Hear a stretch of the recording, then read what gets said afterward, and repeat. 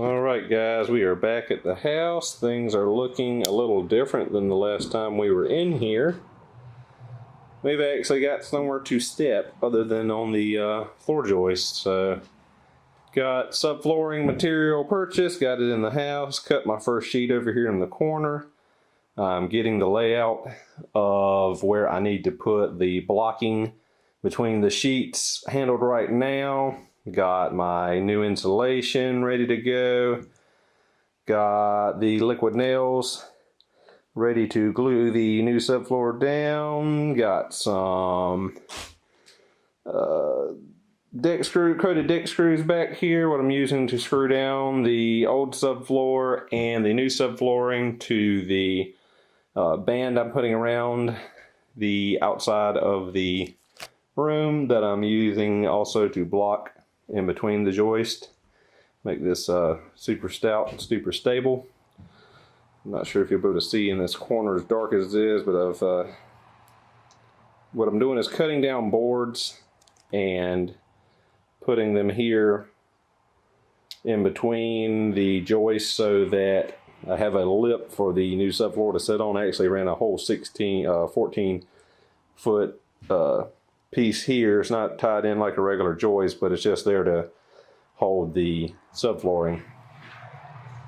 So yeah, that's what we're going to get into today. Hopefully getting the subfloor layout done, getting this insulation in, and getting this subfloor complete, glued and screwed down in place. So let's get to it.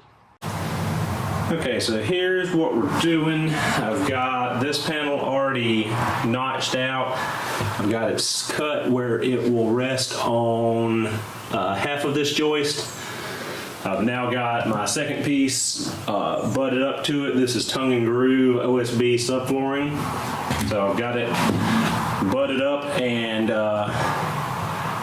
in place. I haven't screwed it or glued it, but I'm going to put a chalk line across the end here so I know exactly where I need to make my cut so that the sheet is hanging right there over the center of this joist. Then I'm going to go and mark down the side here to put all my blocking in to support this outer edge and give it somewhere to screw into before we put the next piece of OSB beside it. So that's what we're going to do right now. Look at this.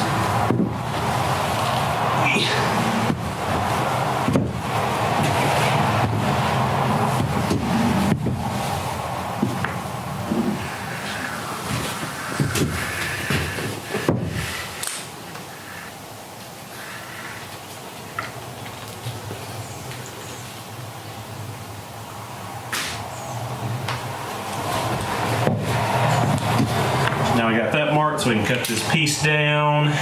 Now what we're gonna do is I'm gonna take my little Bosch Blaze, which is a laser measure, and I will measure all of the gaps so we can cut and nail in the blocking between the joist. This little thing is pretty cool. It has lots of little built-in features to it. It's got a real-time measure.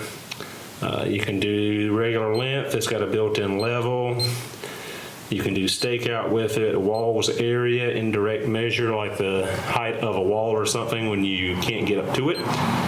Volume, area, and a real time.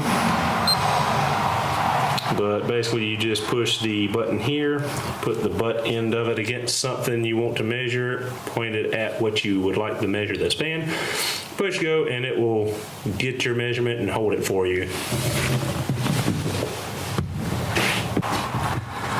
So here's our first measurement for the blocking. We've got 9 inches and 25/30 seconds. I'll just go along and measure each one, and it will count up and keep track of each one as I measure it. And it gave me a little running list, so I got a cut list for when I get outside to cut 2x10 down. So here you can see on the little memory function, I've got my first cut, which was a 9 inches and 25/30 seconds. Then my next cut's a foot 2 inches and 1/8, a foot 2 inches and 23/32, foot 2 inches and 9/32, so on and so on.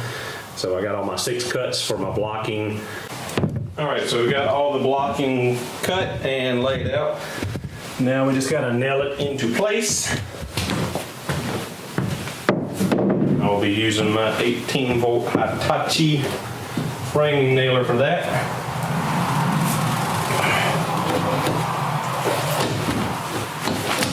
Boy.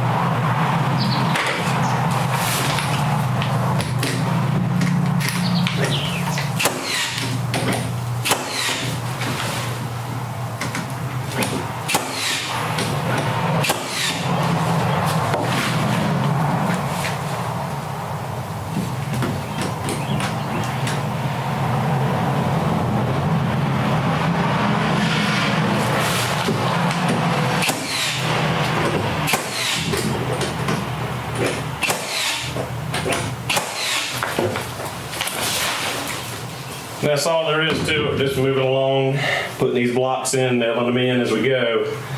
That way we got a nice border for this subfloor to be screwed into, both laterally and longitudinally.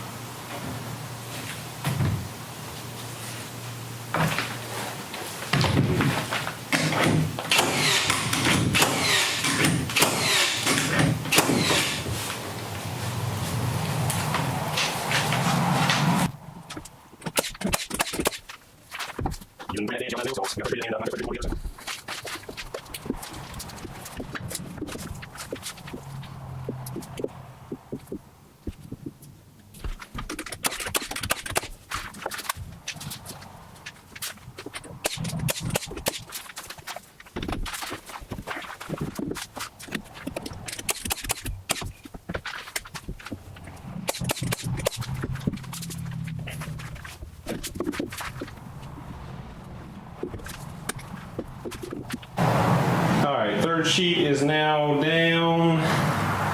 Gonna mark this in for the cut for the overhang. Gonna go do the same process again. Measure out the blocks, cut the blocks, place the blocks, and measure to cut down another sheet and block the exterior. Once we got all of that done, I'm gonna come in on the blue chalk line and cut down the tail that hangs over the floor joist there. Once I got that done, we will pull these pieces up, put our insulation in, put the subfloor glue down, and screw them into place. And then we'll move over to this side of the living room.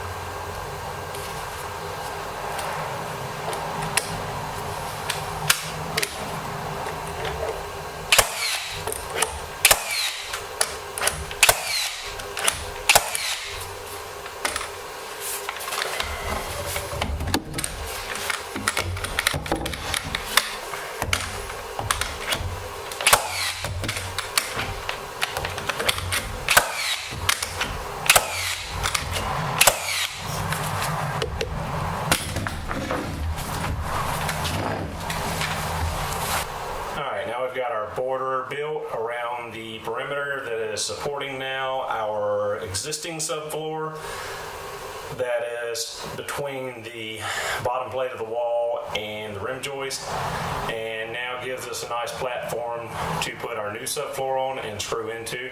So now what I'm going to do is take a measurement across this span, cut another sheet of subflooring to fit in there.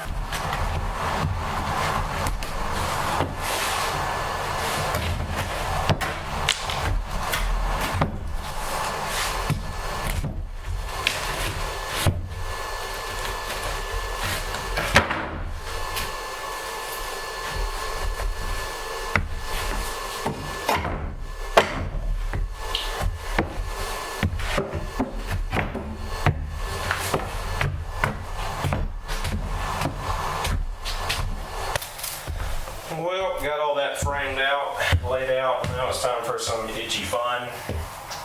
Time to put the insulation in between these joists as we pull back each of these panels.